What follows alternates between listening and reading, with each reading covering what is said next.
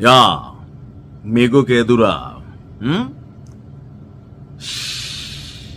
너희들 얼마나 고생해도 저는 김정은이야. 제가 인사를 안 하는 거야.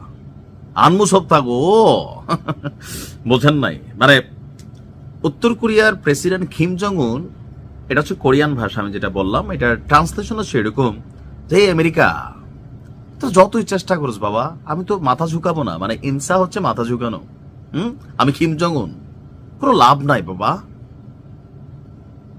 এই মুহূর্তে ভেনেজুয়েলার প্রেসিডেন্ট মাদুরোকে তুলে নিয়ে যাওয়ার পর অধিকাংশ মিত্র শক্তিগুলো যারা ভেনেজুয়েলার সাথে ভালো সম্পর্ক ছিল, লাইক চীন, রাশিয়া, তারপর হচ্ছে ইরান, উত্তর কোরিয়া, আর অনেকগুলো দেশ, কলম্বিয়া, আর কিউবা, তো অনেক দেশই ব্যাপক প্রতিক্রিয়া জানিয়েছে চিঠির মাধ্যমে। তবে কিম জং উন, হি ইজ ডিফারেন্ট।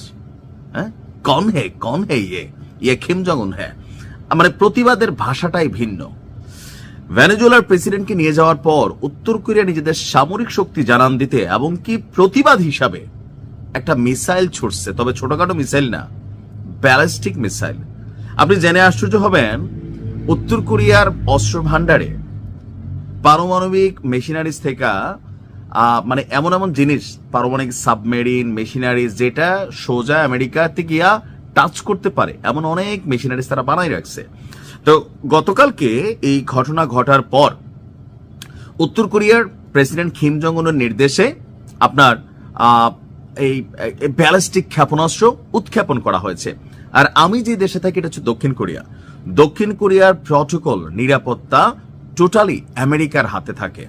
মানে দক্ষিণ কোরিয়া যথেষ্ট সম্পদশালী, কিন্তু তাদেরকে অনেক কিছুতেই আমেরিকা টেকনিক্যালি বাইন্ডিংসে রাখছে। যেমন তারা কোনো পারমাণবিক ক্ষেপণাস্ত্র বানাইতে পারবে না, এরা সামরিক শক্তিতে খুব বেশি দূর আগায় নিতে দেয় না। আমেরিকার অনেক বড় একটা সেনাবাহিনী উত্তর কোরিয়ার বিপরীতে যেন ভয় না পায় দক্ষিণ কোরিয়া। দক্ষিণ কোরিয়াতে বৈশা কিন্তু এই ট্রাম্প বা আমেরিকার যখন যে সরকার থাকে তারা পালে, দক্ষিণ কোরিয়া পালে তাদেরকে। এখন গতকালকের এই ঘটনার পর ভেনেজুয়েলায় মার্কিন হামলার তীব্র নিন্দা জানিয়েছে উত্তর কোরিয়া। পিয়ংইয়ং এই অভিযানকে একটি দেশের উপর অন্য দেশের সার্বভৌমত্বের আঘাত এবং যুক্তরাষ্ট্রের দুর্বৃত্ত এবং নৃশংস হস্তক্ষেপ বলে অভিহিত করেছেন। উত্তর কোরিয়ার প্রেসিডেন্ট কিম জং উন মনে করছেন এটা কোনোভাবেই মানার মতন না যে এই ধরনের ঘটনা আজকের দিনে বিশ্বে হতে পারে, এমনকি আমেরিকার এই দখলদারিত্বকে যে কোনো মূল্যে ঠেকানোর জন্য উত্তর কোরিয়ার প্রেসিডেন্ট কিম জং উন সে আহ্বান জানিয়েছে। আর আহ্বান জানানোর পরপরই একটা ক্ষেপণাস্ত্র ছুটছে, ব্যালিস্টিক ক্ষেপণাস্ত্র।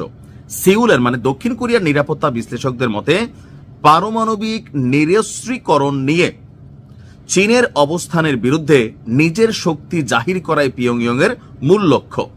এদিকে জাপান এবং দক্ষিণ কোরিয়া এই ঘটনার পর তাদের আকাশ সীমায় নজরদারি আরো বাড়িয়েছে। আন্তর্জাতিক গণমাধ্যমগুলো বলছে গত 2 মাসের মধ্যে হুট করেই উত্তর কোরিয়ার এই ব্যালিস্টিক ক্ষেপণাস্ত্র পরীক্ষা।